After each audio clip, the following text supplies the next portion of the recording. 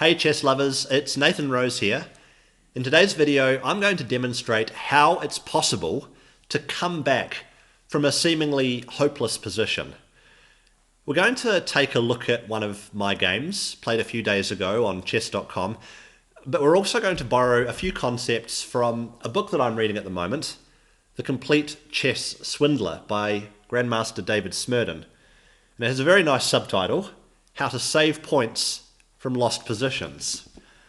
I'll do a full video review of this book once I'm finished reading it, but I want to share something from the book which really stood out to me, which is chess is a game played between two human minds.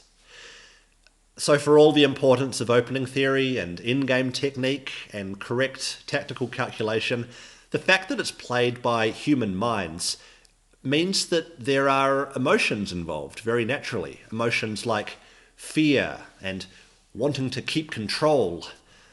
And these are very important. They're not talked about very much because it's hard to train, which I hope this video can go some way towards. I mean, if you want more, definitely get the book, The Complete Chess Swindler. Not only is it useful, but it's a great fun read. The writer's quite entertaining. But let's get into the game. We join the position on move 19. I've got the black pieces, and you can probably already tell that things have not gone to plan. I've got doubled pawns on the f-file. My bishops are terrible. I'm not really going to be able to castle with this big hole in front of my king. And White's position, on the other hand, is very good. His rooks are coordinated, pointing straight down the middle of the board. His bishop has found a fantastic outpost on d5.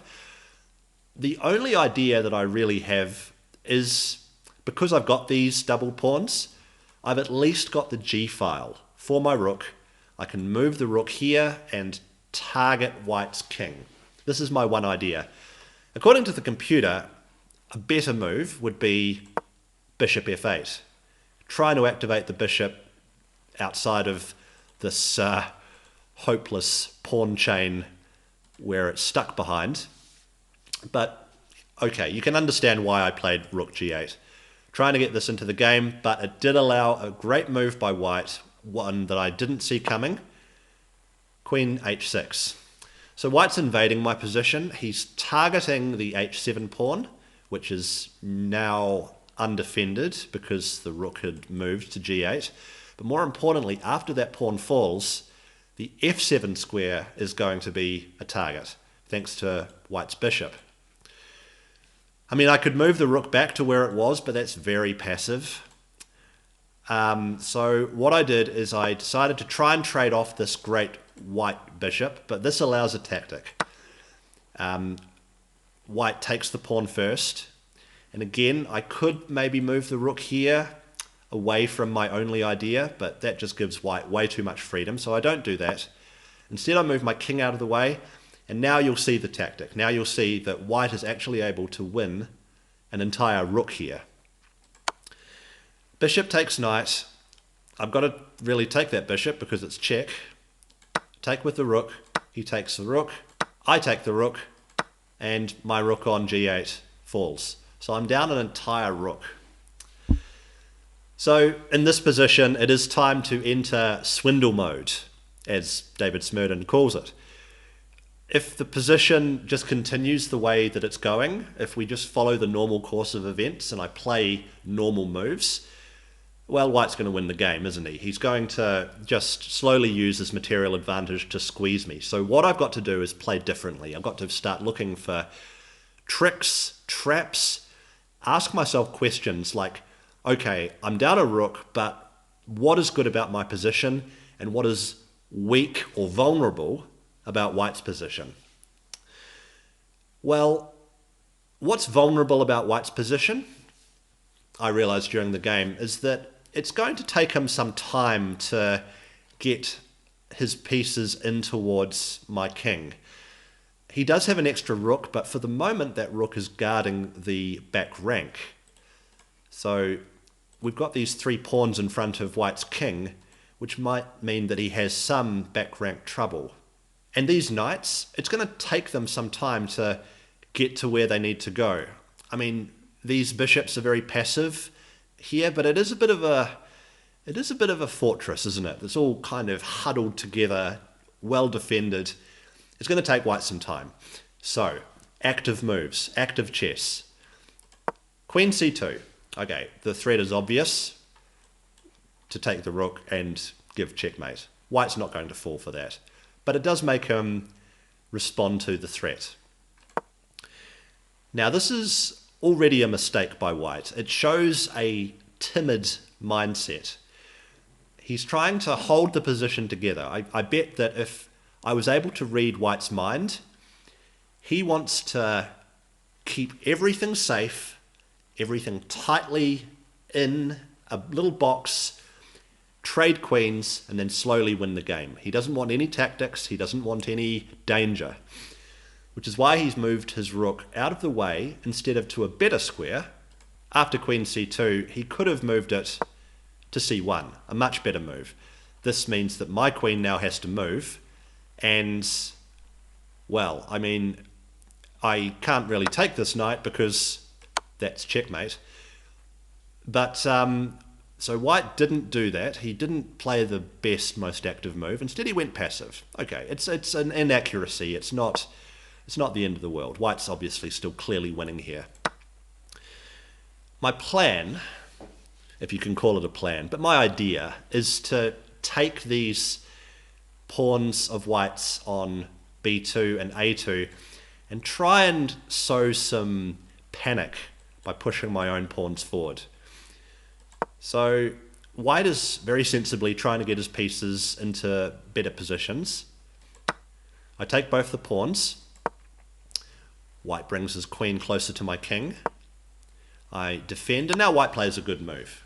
These two pawns together could become very dangerous if they can stay connected. It's often said that connected passed pawns are worth a piece, especially if they're far advanced. But with this move, white is grabbing one of those pawns at least. So with check, he's forking my king and one of the pawns. So I'm going to be down to just one pawn. So here I play an annoying move. David Smurden talks about this in the book too, that even small threats can add up, right? Like this is not really anything for white to worry about, but it's just niggling, right? It's just annoying, you know. You're attacking my queen, I've got to move the queen out of the way. It's just another little thing for him to think about, and this ratchets up the pressure. So he moves the queen out of danger. I move the pawn forward. He moves his knight in towards my king. I just keep moving the pawn forward. This is my only chance. I've got to try and promote this pawn. I cannot play slowly. My only chance is to make white afraid.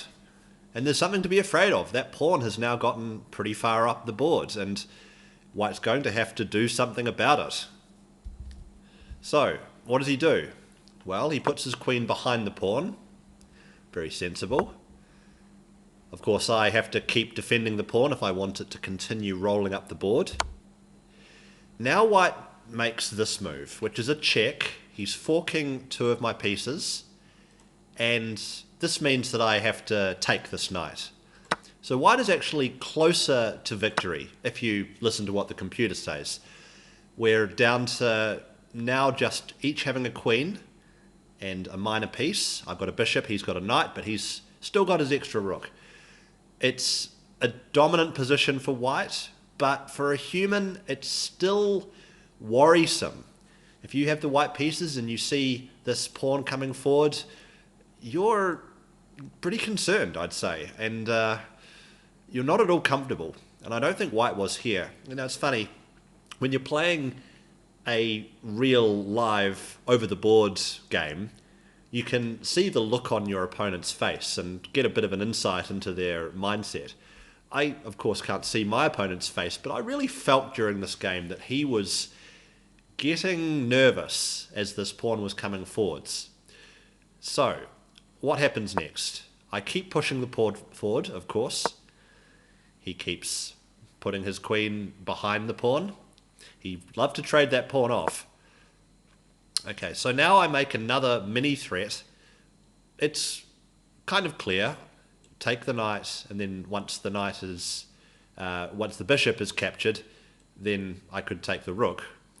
So white has to think about that, and he has to really move his rook out of the way, and it makes him make a decision. And any time you force your opponent to make a decision, there's a decent chance they could go wrong, especially with very little time left on the clock. So my opponent's got less than a minute left now. He's got to move his rook. And, well, he moves it to b1, which looks like a great move, doesn't it? I mean, white's got 2 attackers on this pawn, and I've only got 1 defender, and no way to get another defender onto that pawn. So it looks like my attack's over. I've just can resign the game. If this pawn falls, then I've really got nothing at all. But some of you might have already noticed there is a tactic here. Can you see what it is? I'll give you a hint. It's to do with the back rank that we mentioned earlier. So all the way back a dozen moves ago, I said that white's back rank could be a problem. Well, I've got 20 seconds left on my clock. It's the sort of move which you could easily miss if you are not paying attention, but queen c1. The point is, of course, that this queen cannot be taken because I get a new queen, so there's a rook off the board, and this is actually going to be checkmate in pretty short order. That's the checkmate there. There is, though, a way for white to defend this, but white is himself in desperate time trouble, and he didn't find the only move that would have kept the game alive. White can actually play knight to e1. So yes, I can take this rook, but white does still have a draw. The point is that white can actually give checks to my king, which my king can't escape. So white could have drawn this game. It's hard to see, and what actually happened was his clock ran out. He was in this position here. He was looking around for a solution. He probably thought that this knight move was no good, and he was just like, oh man, I've thrown the game away. So he just let his time run out, and not only threw away the win, but threw away the draw as well. In case you're wondering, what white should have done all the way back here was rook d1, much stronger. Now there's a threat of that white has of his own. He can actually come down here. I can move the queen here still, but it's not check. Let's just play this one out. I mean, this is the same idea, pinning the rook to the king, but the difference is that it's not check. And so white can actually play here, checkmate. So a hard move perhaps to find under pressure, but I think the lesson is that with some dangerous looking moves, you can make your opponent's mind collapse, and a psychological advantage can be even more important than a material advantage. So I won that game. Didn't really deserve to, but you know, they say that you make your own luck, and I think in this game I did. I played active chess and I was rewarded. Maybe 4 out of 5 times white gets past all the tricks and doesn't blunder, but it's a lot better than resigning. So I'd encourage you to try it yourself next time you find yourself in a losing position. Please subscribe to the channel if you'd like more of these videos. Drop me a comment in the section below, and we'll see you in the next video. Bye for now.